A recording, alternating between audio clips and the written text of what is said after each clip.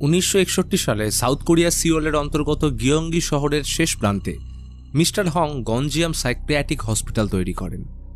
11,500 square metre জায়গা জুড়ে থাকা এই বিশাল হসপিটাল সেই সময় যথেষ্ট খ্যাতি অর্জন করেছিল। কিন্তু 1979 সালে হসপিটালের ডিরেক্টর এবং একজন সাইকো ডাক্তারের কিছু এক্সপেরিমেন্টের কারণে এইখানে 42 জন রোগী মারা যায়, যা নিয়ে জলঘোলা হলেও প্রশাসনিক ক্ষমতার কারণে চাপা পড়ে যায়। এই ঘটনার পর মিস্টার হং দেশ ছেড়ে পালিয়ে গেলে অদ্ভুত কারণে ডিরেক্টর হসপিটালের একটা রুমে আত্মহত্যা করে, যার পর থেকে শুরু হয় অলৌকিক কাণ্ড। এর ভয়াবহতা সময়ের সাথে বেড়ে চললে 1996 সালের জুলাই মাসে হসপিটাল খালি হয়ে যাওয়ার খবর পুরো সাউথ কোরিয়ায় ছড়িয়ে পড়ে। CNN ট্রাভেলের তরফ থেকে গঞ্জিয়াম হসপিটালে রিসার্চ করতে এলে 2012 সালে তারা গঞ্জিয়াম হসপিটালকে পৃথিবীর 7ম হন্টেড জায়গা হিসেবে ঘোষিত করে। তবে এই চক্করে বিভিন্ন দেশ থেকে শুরু করে লোকাল মানুষরা এই হসপিটালে লুকিয়ে প্রবেশ করে বেশ কিছু বিতর্কিত ছবি ক্যাপচার করে, যার কারণে কোরিয়ার সরকার গঞ্জিয়াম হসপিটালে প্রবেশ আইনত বন্ধ করে দেয়। এই ঘটনার উপর কেন্দ্র করে 2018 সালে রিলিজ হয় মুভি গঞ্জিয়াম হন্টেড অ্যাসাইলাম। কয়েক মাস আগে হসপিটালের ভৌতিক অভিজ্ঞতা প্রত্যক্ষভাবে উপলব্ধি করার জন্য দুজন হাই স্কুলের বন্ধু লাইভ করতে ওখানে গেছিল। বলা হয় 4 তলায় 402 নম্বর রুমে গঞ্জিয়াম হসপিটালের ডিরেক্টর আত্মহত্যা করেছিল এবং তারপর থেকে বহু চেষ্টার পরেও রুমের দরজা কোনোদিনও খোলা যায়নি। তো এই দুজন বন্ধু রুমটা খোলার চেষ্টা করলে ওই দিনের পর থেকে ওরা নিখোঁজ হয়ে যায়। এই ঘটনা ভাইরাল হওয়ার পর হরর টাইমস ইউটিউব চ্যানেলের ওনার হাজুন দুই বন্ধুর ঘটনা এবং গঞ্জিয়াম হসপিটাল হন্টেড হওয়ার সত্যতা যাচাই করতে যাওয়ার প্ল্যান করে। এই হসপিটাল সম্পর্কিত আরও বিতর্কিত তথ্য রয়েছে। যুদ্ধকালীন সময় জাপানিজ সৈন্যদলের একটা বড় অংশকে খুন করে এইখানে পুঁতে দেওয়া হয়েছিল, যাতে পরবর্তীকালে এদের বডি খুঁজে পাওয়া না যায়। তাই পুরো জায়গা জুড়ে বিশাল গঞ্জিয়াম হসপিটাল নির্মাণ হয়। হাজুনের টিমে রয়েছে লি, পার্ক এবং জিহুন। তবে এইবার 3 জন সাবস্ক্রাইবারকেও অ্যাড করেছে, জিমি, শার্লেট আর মিমি। হাজুন সবাইকে প্ল্যান বুঝিয়ে গন্তব্যে রওনা দেয়। তাদের টার্গেট ছিল 1 মিলিয়ন ভিউজ, যেটার মাধ্যমে অ্যাড এজেন্সি থ্রু কয়েক হাজার ডলার ইনকাম করবে। লাইভে প্রতিটা জায়গার এক্সক্লুসিভ ফুটেজ নেওয়ার জন্য ব্যবহার হবে একাধিক GoPro, sensor camera, POV double sided camera, drone, night vision ও 360 ক্যামেরা সহ ইলেকট্রোম্যাগনেটিক সেন্সর। এই সবগুলো বাইরে থেকে কন্ট্রোল করবে হাজুন। ওরা হসপিটাল থেকে কিছুটা দূরে একটা ক্যাম্প বানিয়ে হাজুন সব সেট করে কন্ট্রোলিংয়ে বসলে বাকিরা ডিনার সেরে হাঁটা দেয়। যাত্রাপথে একটা বড় ডাইপার পড়ে থাকতে দেখে ওরা মজা করে সেটাকে গাছে বেঁধে রাখে মার্কিং হিসেবে। এরপর সবাই প্রবেশ করলো গঞ্জিয়াম হসপিটালে। লাইভ শুরু হওয়ার আগে লি, পার্ক, জিহুন প্রতিটা ফ্লোরে এবং ঘোস্ট পটে ক্যামেরা ও লাইট ফিট করলো। ঘোস্ট পটে নজর রাখার কারণে বিশেষ জায়গাগুলোতে এর আগে যতজন এসছে তারা অদ্ভুত কিছু দেখেছে বা অভিজ্ঞতা হয়েছে বলে দাবি করে। তো সবকিছু সেট করার পর শুরু হলো ইউটিউব লাইভ। গঞ্জিয়াম হন্টেড অ্যাসাইলামের হলওয়ে সহ বাকি রুমগুলো মৃত্যুর সাক্ষী হয়ে আজও পরিত্যক্ত অবস্থায় পড়ে রয়েছে। শার্লেট প্রথম ফ্লোরে আত্মাদের উত্তক্ত করার জন্য একটা ছোট পাত্রে হোলি ওয়াটার ঢেলে রাখে। এর আগেও 3 বার হন্টেড প্লেসে যাওয়ার অভিজ্ঞতা থাকলে মোটামুটি বেসিক নলেজ ওর আছে। পুরো টিম দ্বিতীয় ফ্লোরে উঠে সেন্সর ক্যামেরার বিষয়টা দর্শকদের বোঝানোর সময় আচমকা পিছনের দরজা সশব্দে বন্ধ হয়ে গেলে তাদের প্রথম হন্টেড অভিজ্ঞতার সম্মুখীন হয়। তবে ভয় পেলে চলবে না, কারণ তারা তো মেন্টালি প্রস্তুত হয়ে তবেই না এখানে এসছে। যে রুমে ওদের প্রথম অভিজ্ঞতা হলো সেটা ছিল ডিরেক্টরের। সেখানে মেন্টাল পেশেন্ট ও ডিরেক্টরের গ্রুপ ছবি ছাড়াও কোরিয়ার এক্স প্রেসিডেন্টের সাথেও কয়েকটা ছবি পায়। এই ছবিগুলো দেখে জানতে পারে ডিরেক্টর টেবিল টেনিস খেলতে খুব পছন্দ করত এবং এর আগে কয়েকজন 4 তলায় এই বলের আওয়াজ শুনেছে বলে দাবি করে। তখনই উপরের সিলিং থেকে কারো চুল ঝুলতে দেখা যায়। এগুলোর ফুটেজ ক্যাপচার করে শার্লেট আর পার্ক গ্রুপে ভাগ হয়ে প্রথম ফ্লোরে চলে আসে। দেওয়ালে শার্লেট গ্রাফিটিতে 4র্থ অ্যাডভেঞ্চারের মার্কিং করে নিজের নাম লিখে দেয়, যেটা ও সবসময় করে থাকে। এর ঠিক নিচেই কেউ লিখে রেখেছে লেটস লিভ হিয়ার। পাশের ল্যাবে ঢুকলে দেখে সেখানে পড়ে রয়েছে ব্যান্ডেজ, ওষুধ, ইনজেকশন, মাইক্রোস্কোপ ছাড়াও কেবিনেটের ভিতর একটা পুতুল। আর এই পুতুলটাই গ্রুপ ছবিতে একজন পেশেন্টের হাতে ছিল। শার্লেট জানায় সোশ্যাল মিডিয়াতে ঠিক এই জায়গায় তোলা একটা ছবি আপলোড হয়েছিল যেখানে মেয়েটার পিছনে একটা ছায়াকৃতি কাউকে দেখা যায়। এইখানে শার্লেটের পা পড়ে একটা পচে যাওয়া চিকেন লেগের উপর, কিন্তু এটা এখানে এলো কি করে? এদিকে জিমি আর মিমি 3rd ফ্লোরে টেবিল টেনিস বোর্ডটা খুঁজে পায়, যেটা একসময় ডিরেক্টর ব্যবহার করত। এই ফ্লোরগুলোতেই নাকি মেন্টাল পেশেন্টদের রাখা হতো, যার কারণে পাশের বাথরুমটা ঘোস্ট স্পট হিসেবে বেশি পরিচিত। এবং ঠিক এর উল্টো দিকে রয়েছে একটা ওয়াটার স্টোরেজ। ততক্ষণে শার্লেটরা পৌঁছে যায় অভিশপ্ত 402 রুমের সামনে, যেটা আজ অব্দি কেউ খুলতে না পারলেও ওরা আজ খুলেই ছাড়বে। ইতিমধ্যে লাইভ কাউন্ট 55,000 টপকে গেছে। হাজুন আনন্দে প্রতিটা ক্যামেরা চেক করে নেয়, কারণ এইবার শুরু হবে আসল খেলা। ওরা ডিরেক্টরের রুমে আত্মা ডেকে আনা রিচুয়াল করতে চলেছে। ওদের মধ্যে Mimi as a guest ritual complete করে অপেক্ষা করার পর আচমকা মোমবাতির আলো নিভে লাল সুতোয় ঝুলানো ঘন্টাগুলো বাজতে শুরু করে। পরিস্থিতি খারাপ হচ্ছে দেখে সবাই বেরিয়ে আসলে মিমি লক্ষ্য করে অলৌকিক গতিবিধি শুরু হতেই প্রতিটা সেন্সর ক্যামেরা উল্টো দিকে ঘুরে গেছিল, যা প্রমাণ করে গঞ্জিয়াম অ্যাসাইলাম সত্যি হন্টে। ইতিমধ্যে লি আর পার্কের কাছে হাজুনের কল আসলে বাকিদের থেকে হঠাৎ আলাদা হয়ে যায়। আর এইখানে আসে সব থেকে বড় চমক। আসলে এতক্ষণ যা কিছু দেখানো হচ্ছিল বা তাদের সাথে ঘটছিল তা সবটাই ফেক। হাজুন, লি আর পার্ক আগে থেকেই বাকিদের না জানিয়ে সবকিছু সাজিয়ে রেখেছিল, যাতে সব দর্শক এমনকি বাকি টিম মেম্বারদের অলৌকিক গতিবিধি সত্যি বলে মনে হয়। হাজুন খুশি হয়ে তাদের এইভাবে কাজ চালিয়ে যেতে বলে, কারণ ভিউজ 1 লক্ষ টাচ করে গেছে। কথা শেষ করে ফোন রাখতেই আচমকা হাজুনের মনিটর ও লাইট ফ্লিকার করতে শুরু করে। তবে আচমকা সব ঠিক হয়ে গেলে এক শিহরণ জাগানো হাওয়া বয়ে যায়।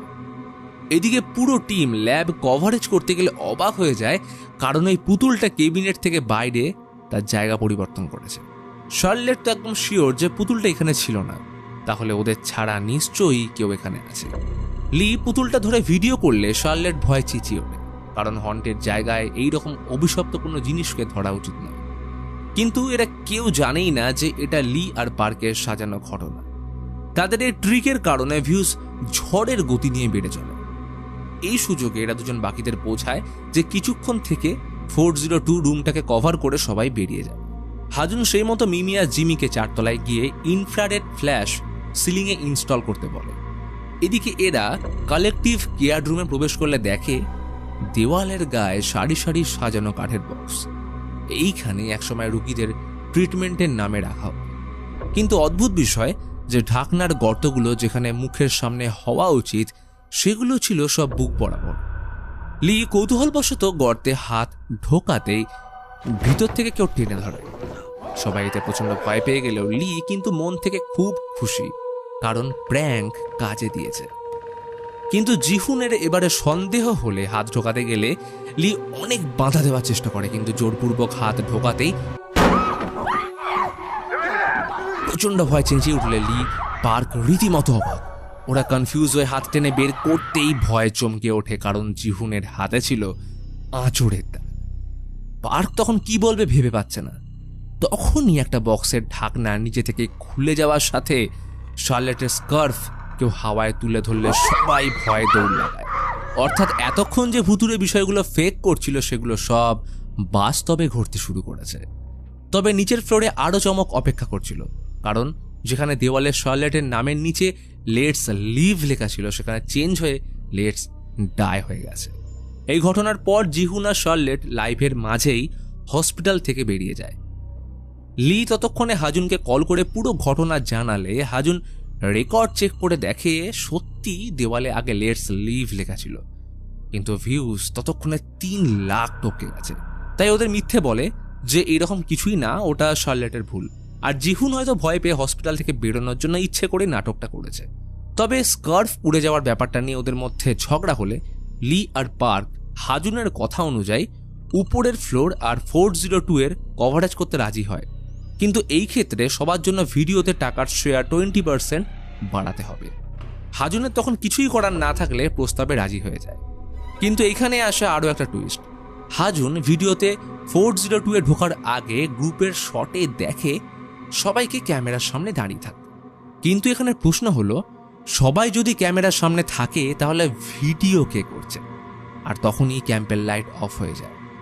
মনিটর আবার ফ্লিকার হচ্ছে, সাথে বাইরে ঠান্ডা হাওয়া। জিহুন আর শার্লেট তখনও ছুটে চলেছে। হসপিটাল থেকে ক্যাম্পে যাওয়ার রাস্তাটা বড্ড বড় লাগছে। তখনই ডাইপার লাগানো সে গাছটা দেখে স্বস্তির নিঃশ্বাস ফেলল। যাক, সঠিক পথ ধরেই তো এগোচ্ছে। এদিকে এরা সাপ্লাই রুম থেকে আওয়াজ পেয়ে ভিডিও করতে গেলে আলমারির পিছন থেকে হুইল চেয়ারটা ক্যাচ ক্যাচ শব্দে বেরিয়ে আসতেই রুমে থাকা প্রতিটা জিনিস সিলিংয়ে আটকে যায়। দুজন ভেবে দেখার সময়ও পেল না। একের পর এক ভারী জিনিসগুলো ওদের দিকে কোনো অদৃশ্য শক্তি ছুঁড়তে শুরু করে। মাথায় সজোরে আঘাত লেগে লি জ্ঞান হারিয়ে ফেললে তখনই পার্ককে কোনো অদৃশ্য শক্তি টেনে নিয়ে যেতেই অজ্ঞান হয়ে যায়। কিন্তু এই সবকিছু উপেক্ষা করে হাজুনের নজর লাইফে, কারণ ভিউজ 8 লক্ষ ছাড়িয়ে গেছে। অন্যদিকে জিহুনদের অবস্থাও ভালো নয়, কারণ ঘুরে ফিরে প্রতিবার গোলক ধাঁধার মতো সেই ডাইপার লাগানো গাছের সামনেই চলে আসছে। হঠাৎ জিহুনের নাকে এলো সেই পরিচিত পচা চিকেন লেগের গন্ধ। শার্লেট দেখে জঙ্গলের মধ্যে ছড়িয়ে পড়ে রয়েছে ল্যাবের সেই ওষুধ এবং ইঞ্জেকশনগুলো। তখনই দেখে জিহুন মাথা নিচু করে উল্টো দিকে ঘুরে দাঁড়িয়ে। শার্লেট ভয়ে কাঁপতে কাঁপতে ওর কাঁধে হাত রাখতেই শার্লেটকে শূন্যে তুলে কেউ ছুঁড়ে ফেলে দিতে রুদ্ধশ্বাসে দৌড়তে শুরু করলো। সামনে ক্যাম্প দেখা যাচ্ছে, কিন্তু ভিতরে ঢুকতেই শরীর ঠান্ডা হয়ে গেল। শার্লেট হসপিটালের ভিতর ফাঁকা হলে দাঁড়িয়ে। ওই দূরে এক কোণে অন্ধকারে জিহুন এক মনে বিড়বিড় করে কিছু বলে চলেছে, আর পায়ের সামনে পড়ে সেই পুতুলটা। শার্লেট ভয় টর্চের আলো সামনে ফেলতেই দেখে একটা উলঙ্গ কিমভূতকিমাকার লোক, যার বুক থেকে পেট অব্দি চিড়ে সেলাই করা। সে পুতুলটা লক্ষ্য করে ধীরে ধীরে এগিয়ে আসছে, কারণ এই লোকটাই ডিরেক্টরের সাথে ওই গ্রুপ ছবিতে হাতে পুতুলটা নিয়ে বসেছিল। তখনই বাইরের দরজা বন্ধ হয়ে আসতেই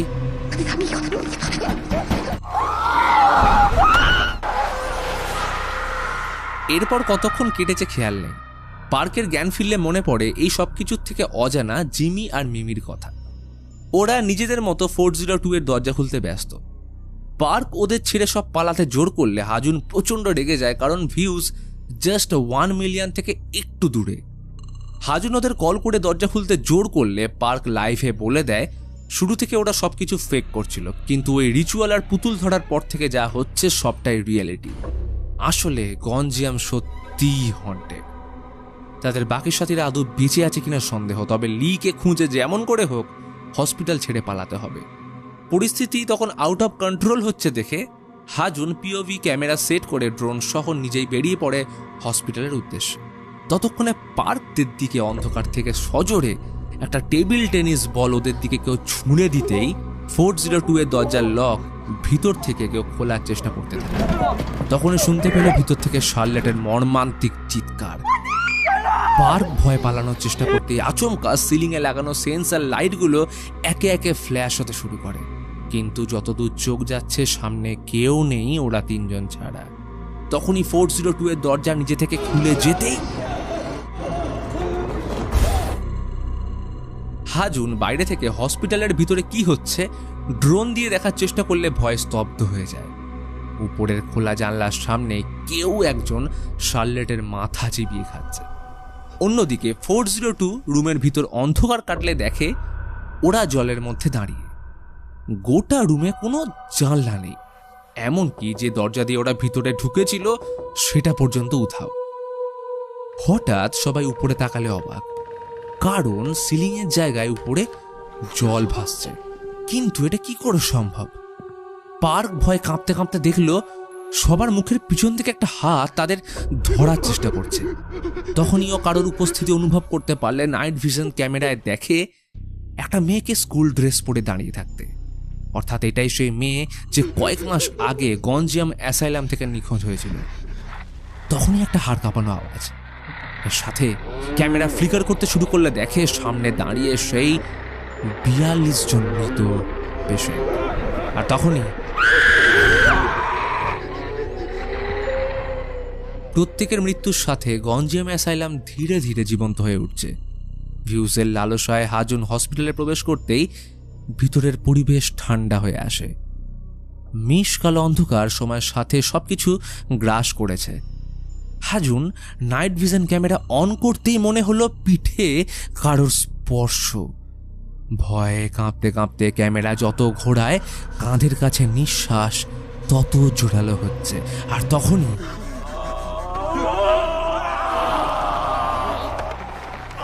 গঞ্জিয়ামের রহস্যময় ডিরেক্টরের আত্মা হাজুনকে উপর থেকে নিচে ফেলতেই জ্ঞান ফেরে লিয়ে তাকে কেউ হুইল চেয়ারে বেঁধে রেখেছে। তখনই এক অদৃশ্য শক্তি লিকে ঠেলে নিয়ে যাওয়ার সময় দেখতে পায় বন্ধ দরজার ওপার থেকে মানসিক রোগীগুলো তার দিকে অপলক দৃষ্টিতে চেয়ে। লিয়ের শেষ চিৎকারের সাথে হুইল চেয়ারটা সোজা গিয়ে ঢুকলো 402। ভিউজ এখন 1 মিলিয়ন থেকে নেমে দাঁড়িয়েছে 502। লাইভের কভার ফটোয়ে বসে থাকা সেই মেয়েটা আচমকা উঠে উধাও হয়ে গেল। অর্থাৎ শুরু থেকে ডিরেক্টর তাদের সবাইকে নজরে রেখেছিল। নিশুতি রাতের শিকারের পর হসপিটাল এখন শান্ত। শিহরণ জাগানো বাতাস বিনা দ্বিধায় করিডোরে বয়ে চলেছে। তখনই পাত্রে রাখা শার্লেটের ফুটন্ত হোলি ওয়াটার যেন মনে করিয়ে দেয় তারা সেখানে আছে। এইবারই ঘটনা সম্পর্কিত কয়েকটা তথ্য বলি। মুভিতে 402 নাম্বারের অভিশপ্ত রুমটা দেখালেও বাস্তবে অভিশপ্ত রুমটা ছিল 202 আর 206। গঞ্জিয়াম অ্যাসাইলামের ভয়াবহতার কারণে এই মুভিটা বুসানের ন্যাশনাল মেরিটাইম হাই স্কুলে শ্যুট করা হয়েছিল। তবে এই মুভি রিলিজের পর গঞ্জিয়াম অ্যাসাইলামে বেআইনিভাবে লোকজন যাতায়াত বেড়ে যাওয়ায় সেই বছরেই গঞ্জিয়াম অ্যাসাইলাম ভেঙে ফেলা হয়। কিন্তু আজও হসপিটালের জমি বিক্রি না হওয়ায় সেটা পরিত্যক্ত অবস্থায় পড়ে আছে।